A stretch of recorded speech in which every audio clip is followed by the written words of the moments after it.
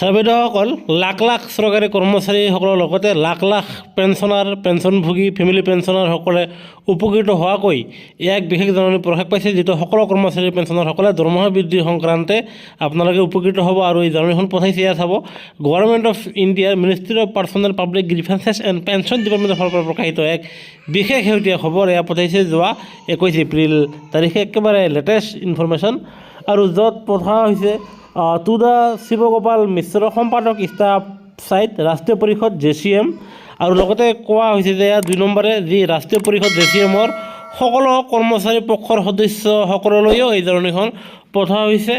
আৰু বিষয়ে দিয়া আছে যে ৰাষ্ট্ৰীয় পৰিষদৰ 49 সংখ্যক বৈঠক অহা 11 মে 2026 তাৰিখে বিয়লি 3 বজাত নতুন দিল্লী সেৱা তীৰ্থৰ কেবিনেট সচিবালয়ৰ কনফাৰেন্স হলত কেবিনেট সচিবৰ অধ্যক্ষতাত ষ্টাফ ছাইডে প্ৰস্তাৱ কৰা এজেণ্ডাৰ বিষয়সমূহৰ ওপৰত আলোচনা কৰা হ'ব। ইতিমধ্যে ষ্টাফ ছাইডৰ ফালৰ পৰা যি এজেণ্ডা দিছে সেয়া হ'ল এইবাৰ ফ্ৰীডম ফেক্টৰ 3.866 কৰাৰ কাৰণে গুৰুত্বপূৰ্ণ দাবী জনাইছে।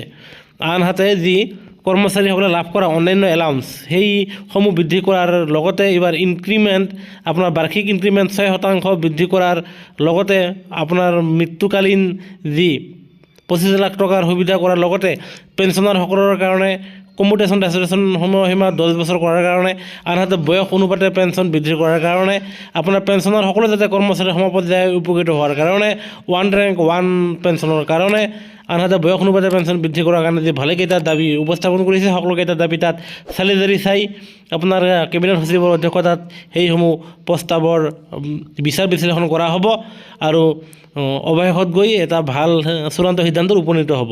আৰু সেয়েহে সেই বৈঠকত NCJCMৰ সকলো সদস্যসকলক তাত উপস্থিত থাকি তেওঁলোকৰ ডিমাণ্ডসমূহ আলোচনা কৰাৰ কাৰণে দাবী জনাইছে, আৰু আশা কৰা গৈছে যে সেই নিৰ্দিষ্ট দিনত কৰ্মচাৰী পেঞ্চনাৰসকলৰ দাবীসমূহ সেয়া নিৰ্বাচিত হ'ব আৰু কৰ্মচাৰী পেঞ্চনাৰসকলে যাতে উপকৃত হ'ব।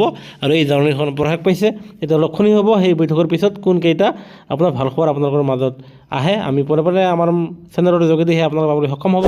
সেয়েহে আপোনালোকৰ প্ৰতিটো শেহতীয়া খবৰ প্ৰতিটো শেহতীয়া জাননীৰ বাবে আমাৰ চেনেলটো ছাবস্ক্ৰাইব কৰিবলৈ নাপাহৰিব। ধন্যবাদ।